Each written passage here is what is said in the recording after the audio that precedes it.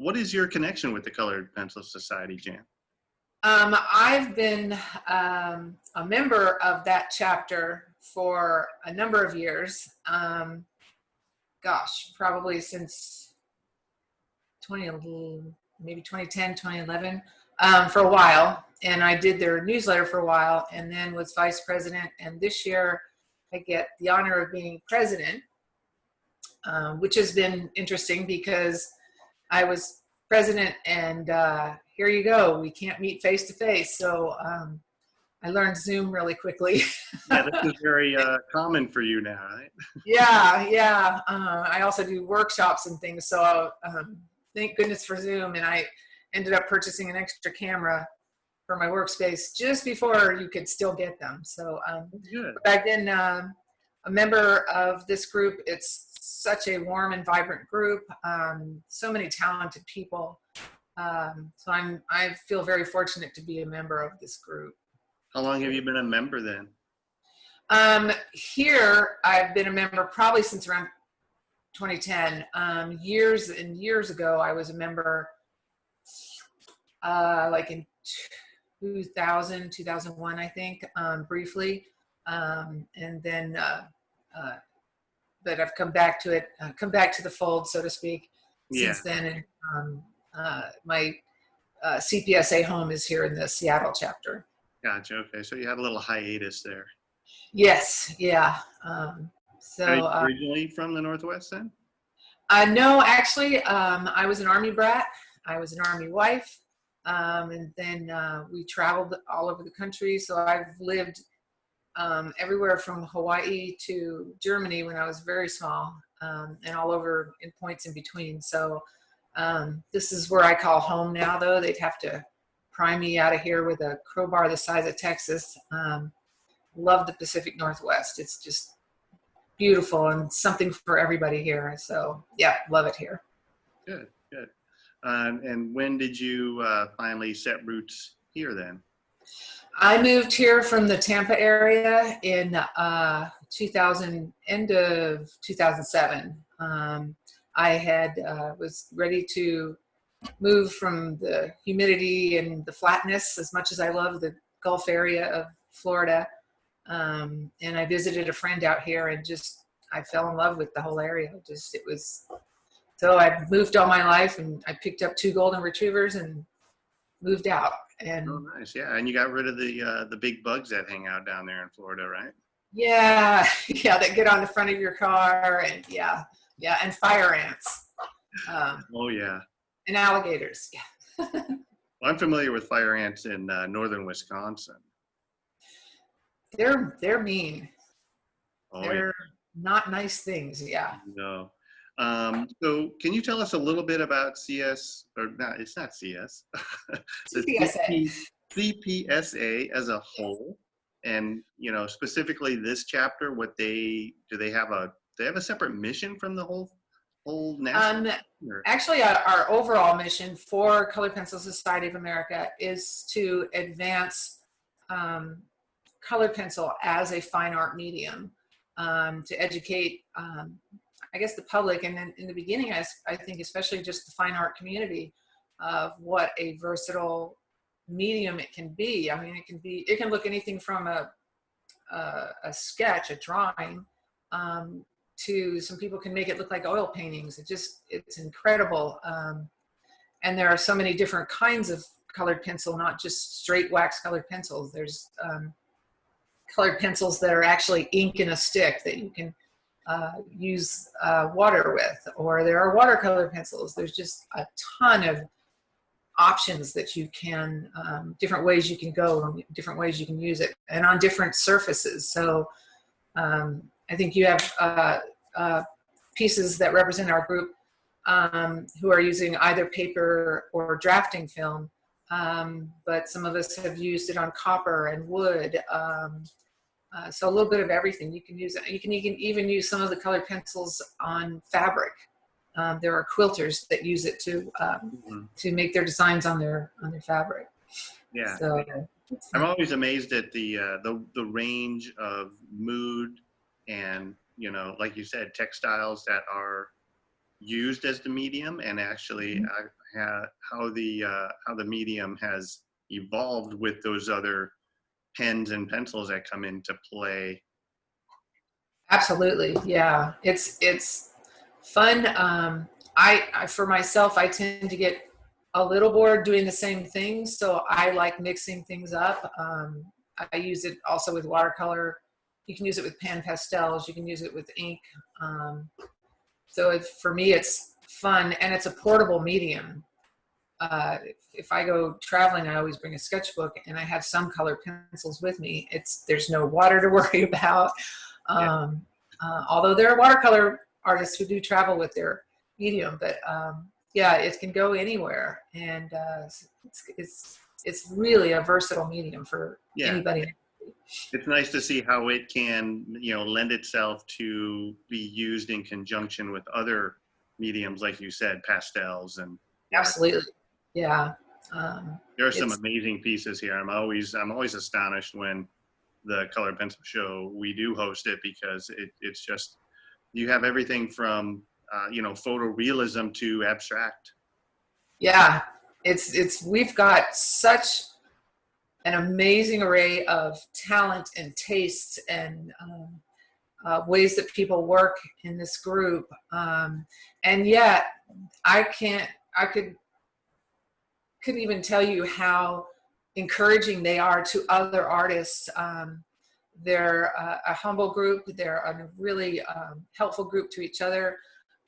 My work is more, I had nothing ready for you guys for this this show, but my work is more illustrative, and I like fantasy and old folk tales and things that I pattern my work after. And when I first joined this group, before I was the newsletter editor, I showed my work quietly to Pam Belcher, who was our president at the time. And I said, I know this isn't really art, but I just wanted to show you, because I didn't want to share in front of everybody else after seeing all the beautiful work they did. And she is the reason that I stayed in the group, and I continued with what I'm doing and shared, because you said, oh no, your work is art. And it's that attitude with every single other person that is there, because they're just all amazing. They're just a wonderful group of people, artists and people. So Pam is fantastic. I know her very well over the last 10 years because she lives locally, and we do framing for her, and we've seen her work is just outstanding as well. Oh my gosh. Anybody else in this show. And I imagine thinking, as you're talking here, it could be kind of like you could be snubbed by some of the art community. You have the oils that have been around for, centuries, if not, thousands of years. And then you've got these other mediums, acrylic, which has been around a long time. Watercolor's been around a long time. So color pencil to me kind of seems like this kind of new kid on the block, and all these old standard, the old school, old boys club, so to speak, or old person's club is kind of going to snub you guys a little bit and say, well, that's not art, it's just a sketch or a drawing. And really it's not, because you guys pour your heart and soul into this stuff. Absolutely. And I think it's less so there now than it was at first. And part of the reason I think CPSA came into being was to counter that, those attitudes of, well, it's just colored pencil. And instead people would go, I can't believe that's colored pencil. Exactly. And there are differences in colored pencil. There is artist grade colored pencil, which everybody here in the show, of course, uses, versus the colored pencils we used in school, or even the colored pencils you can buy at Walmart or whatever. They're artist grade. And again, there's many different brands, many different kinds. Some of them have a lot more light, fast colors, some of them less, but it's a different medium than what people think of as colored pencil. Because everybody's familiar with those things as childhood, right? And it's all like any, like any trade or any craft, it's all about what tools you have to complete the job, because you could have a little crappy computer. If you're trying to do IT stuff, well, you're not gonna, do it well unless you have something that has the power. Yeah. Yeah, it's not going to work. Yeah, if you're a carpenter, you're not going to, you get away with a handsaw occasionally, but you're going to have some power tools. So it's all about having those tools, and then those artist grade, I'm sure, lend themselves more to blending and all sorts. Oh yeah, they'll have a either higher content of wax or a better, depending on the brands, they'll have a better grade of wax in them so that they blend. Some blend better than others. Some are harder and are used for detail work more. There's lots and lots of different types of pencils. And I know when I've taught some beginner colored pencil classes, and every once in a while there's somebody who brings, well, I just got this set at wherever, and it says student grade, or it doesn't even say anything at all. And I will give them one of my pencils, and then they're to use the same color in one of theirs and draw with it. And first of all, they can hear the cheap pencils. You can hear it as it scratches the surface, and the other ones you can't. And it's a night and day, and they just kind of go, okay, I get it. There's that aha moment, right? Yeah. So it does matter. You're right. It's like a carpenter can't use those little wooden blocks at the kindergartens. They got to spend the time, and your art is worth it. Yeah. If your art is worth getting the tools that will help you be a better artist. So, yeah. So what has been your most memorable moment in the past year? Have you been the president for the last year? Since January, and I will say this year has been a lot of memorable moments just because of COVID, and we had to, like everybody else, we had to switch gears and come up with a new way of doing things. So we started with when did we start our first meeting? Maybe it was March. Anyway, we had our first meeting, and the best time I had with this group was actually working with our board, where they're just the best people. Everybody pulled together to make this work in a new way. So it's been really gratifying. I think that's been my favorite thing about our group this year, is just that pulling together and the excitement. We've all got kind of a new energy injected into the group. We meet every other month. So January, skip February, meet in March, kind of that.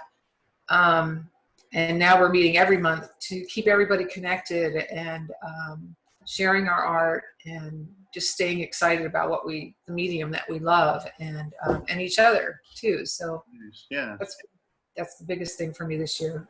And before all this, where were you guys meeting?